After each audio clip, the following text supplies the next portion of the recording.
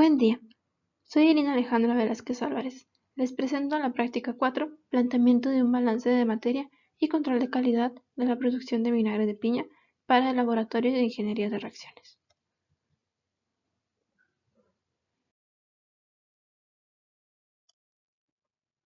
Empezando con el primer tema, balance de materia, necesario para conocer y saber cómo realizar esta práctica.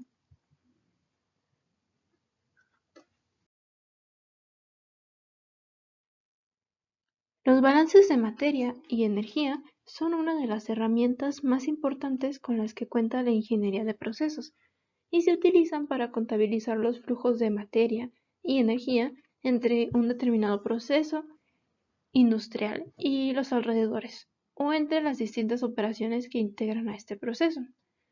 Los balances de materia y energía son una contabilidad de entradas y salidas de materiales y energía de un proceso o de una parte de este. Estos balances son importantes para el diseño del tamaño de aparatos que se emplean y para calcular su costo. Los balances de materia se basan en la ley de conservación de la masa, donde ésta no se crea ni se destruye, solo se transforma, por lo cual la masa entrante a un proceso debe ser igual a la masa saliente, a menos que se produzca una acumulación dentro del proceso. La forma del balance a cada uno de los componentes será la misma, excepto cuando existe una reacción química. En este caso, habrá que considerar la aparición o desaparición de los componentes individuales por efecto de la reacción. Sin embargo, la masa total del sistema nunca va a variar. Por ello, el balance de masa del componente I será como se aprecia en la diapositiva. La teoría de estos balances realmente es muy sencilla, pero su aplicación puede ser muy complicada, a menos que se tenga una metodología adecuada para resolver estos problemas. Vamos a ver algunos métodos.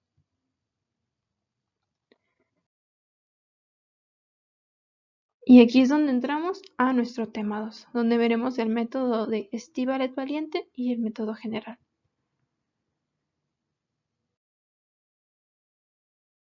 Comenzando con el primer método, es uno de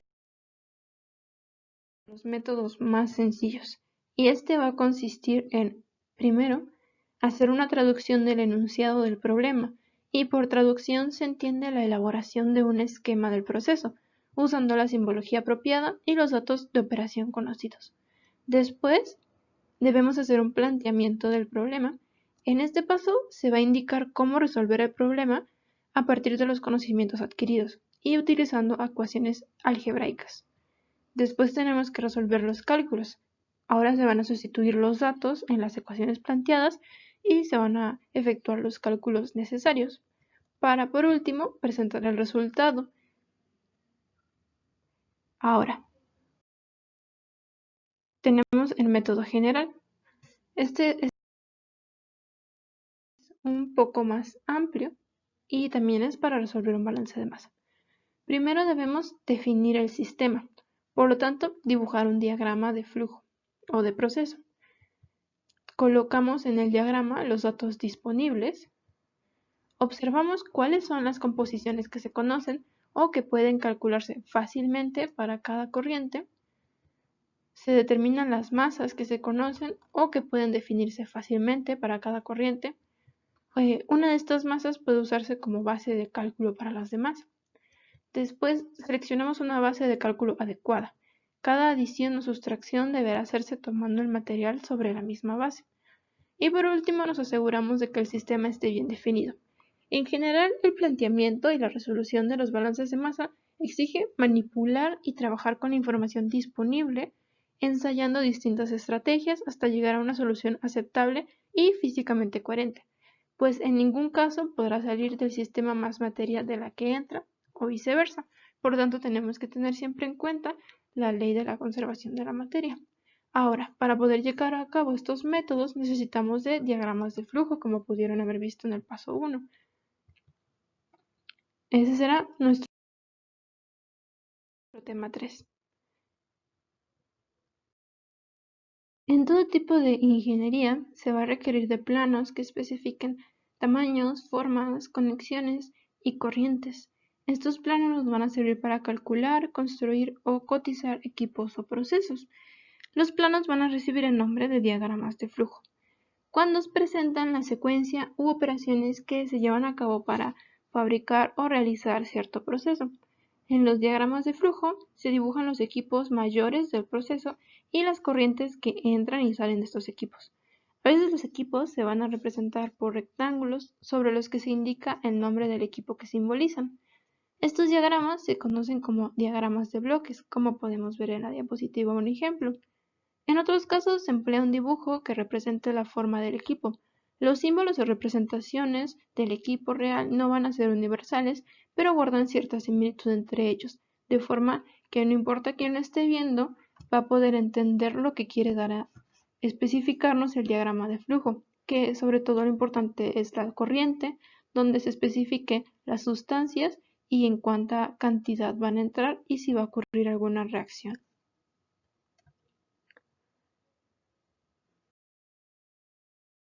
Ahora, el tema 4, el estado estacionario.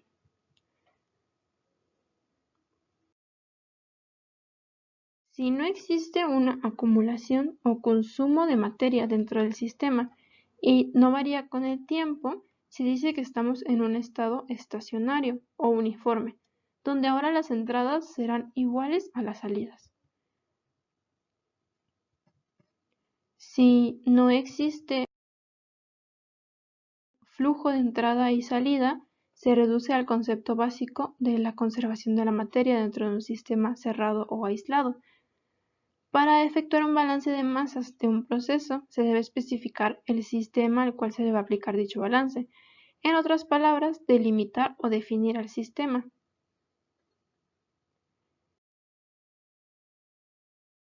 Un sistema se refiere a cualquier porción arbitraria o a la totalidad de un proceso, establecido específicamente para su análisis.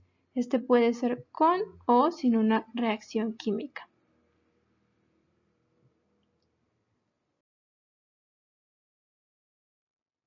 Ahora pasando al tema 5 de la fermentación. ¿Alguna vez te has preguntado cómo la levadura fermenta la malta de cerveza? ¿O cómo tus músculos siguen trabajando cuando haces ejercicio tan intenso que alcanza niveles de oxígeno muy bajos? Bueno, pues ambos procesos pueden suceder gracias a vías alternativas de degradación de la glucosa, que ocurren cuando la respiración celular normal que utiliza oxígeno, o sea la aerobia, no es posible. O sea, cuando no tenemos oxígeno disponible que actúe como aceptor final de la cadena de transporte de electrones. Estas vías de fermentación incluyen la glucólisis con algunas reacciones extras al final. En levaduras, las reacciones extras producen alcohol, en los músculos ácido láctico. Este proceso, como un poco de historia, fue descubierto por el químico francés Louis Pasteur, quien lo calificó como la vida sin aire o la vie sans l'air, ya que puede ser llevado a cabo en ausencia de oxígeno por microorganismos como las bacterias, levaduras, algunos metazoos y protistas. En este proceso no van a intervenir ni las mitocondrias ni las estructuras vinculadas al proceso de respiración celular. La fermentación y la respiración celular comienzan del mismo modo, con la glucólisis. Sin embargo, en la fermentación, el piruvato producido en la glucólisis no continúa su oxidación hacia el ciclo de ácido cítrico y tampoco para la cadena de transporte de electrones, ya que se necesita de un oxígeno aceptor. Además de que esta no va a ser funcional, dado que el NAD reducido que se produce en la glucólisis no puede entregar sus electrones para regresar a NAD oxidado. Entonces, el propósito de las reacciones extras en la fermentación es generar el acarreador de electrones NAD oxidado a partir del NAD reducido producido en la glucólisis. Las reacciones adicionales van a lograr esto dejando que el NAD reducido deje sus electrones a una molécula orgánica, como el piruvato, que es el producto final de la glucólisis. Esta entrega nos va a permitir que continúe la glucólisis al asegurar un suministro constante de NAD oxidado. En términos energéticos, la respiración anaerobia o la fermentación va a ser un método no muy eficaz de obtención de energía, ya que se van a producir solo 2 moléculas de ATP por molécula de glucosa consumida, mientras que en la respiración obtendríamos de 36 a 38 moléculas de ATP. Por último, para este tema, tenemos los tipos de fermentaciones, los cuales van a ser de acuerdo con la sustancia obtenida al final del proceso de la fermentación. Podemos clasificarlo en fermentación alcohólica, el cual es un proceso llevado a cabo por las levaduras principalmente, en el que a partir de ciertos azúcares se va a producir una cantidad de alcohol, o sea de etanol, dióxido de carbono y ATP. Este es el proceso empleado para producir las bebidas alcohólicas que conocemos como vino o cervezas. Fermentación láctica. Esta va a consistir en una oxidación parcial de la glucosa, llevado a cabo por bacterias lácticas o por las células musculares animales, cuando se quedan sin oxígeno para respirar. Este proceso genera ATP, pero produce ácido láctico como subproducto, lo cual al acumularse puede generar la sensación dolorosa que sentimos después de hacer ejercicio exhausto. Después tenemos la fermentación butírica, que va a consistir en la conversión de la glucosa en ácido butírico y gas. Esto último le confiere un olor desagradable típicamente y es llevado a cabo característicamente por las bacterias del género Clostridium y requiere la presencia de la lactosa. Ahora tenemos la fermentación butanodiólica, que se trata de una variante de la fermentación láctica, llevada a cabo por enterobacterias que liberan dióxido de carbono y generan butanodiol, que es un alcohol incoloro y viscoso. Después tenemos la fermentación propiónica, que en este proceso intervienen el ácido acético, el dióxido de carbono y el ácido succínico. Se obtienen de todos ellos ácido propiónico, una sustancia corrosiva y con color acre o café. Y por último, tenemos la que nos compete para esta práctica, que es la fermentación acética, que es propia de las bacterias del género Acetobacter. Transforman el alcohol etílico en ácido acético, o sea, en vinagre. No obstante, es un proceso aeróbico, por lo que puede darse en vinos expuestos al aire.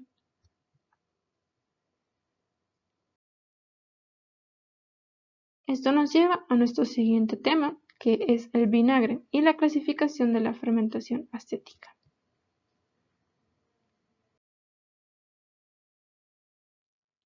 La formación del vinagre o ácido acético resulta de la oxidación de un alcohol por la bacteria del vinagre, Acetobacter, en presencia del oxígeno del aire. Estas bacterias, a diferencia de las levaduras productoras de alcohol, requieren un suministro generoso de oxígeno para su crecimiento y actividad. El cambio que ocurre es descrito generalmente por la ecuación presentada en pantalla.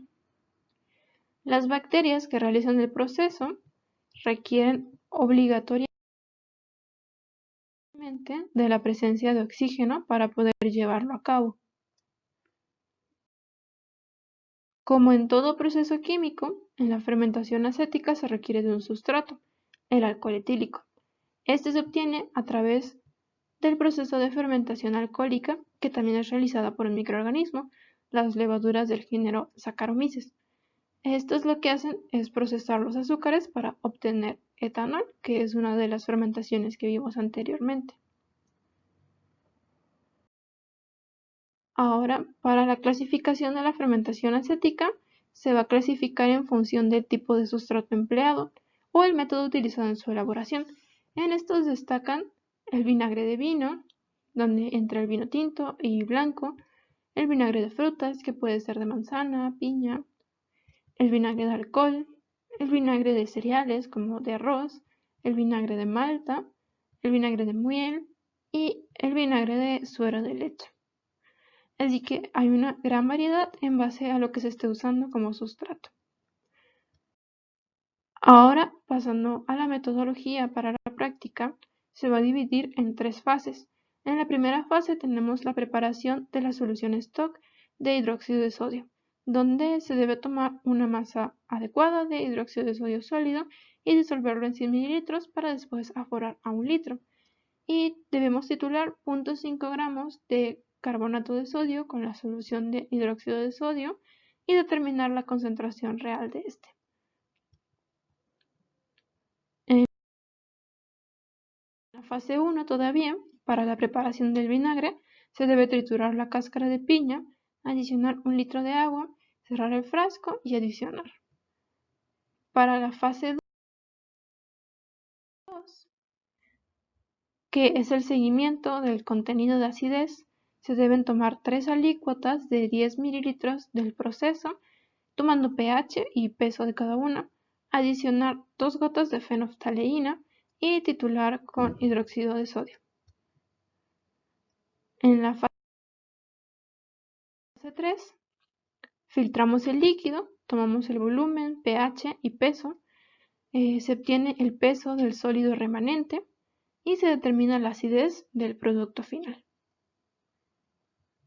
Por último, tenemos una pequeña conclusión de la práctica, donde podemos observar que la fermentación es un proceso de gran importancia, ya que numerosas industrias van a sacar provecho de esta, como por ejemplo la industria alimenticia del queso, donde se llevan a cabo procesos de fermentación propiónica, o en la preservación de muchos tipos de alimentos, donde se va a acudir a la presencia del ácido láctico, que va a funcionar como un preservante y el cual necesita de la fermentación láctica. Algo similar va a ocurrir en la industria alcohólica, tanto de vinos, cervezas y licores, que van a requerir de un proceso de elaboración en el que interviene la fermentación alcohólica. Además de esto, los balances de masa también van a tener un peso muy importante en la industria, ya que sin ellos sería muy difícil hablar de rendimientos y de procesos industriales. Y eso sería todo. Muchas gracias por su atención.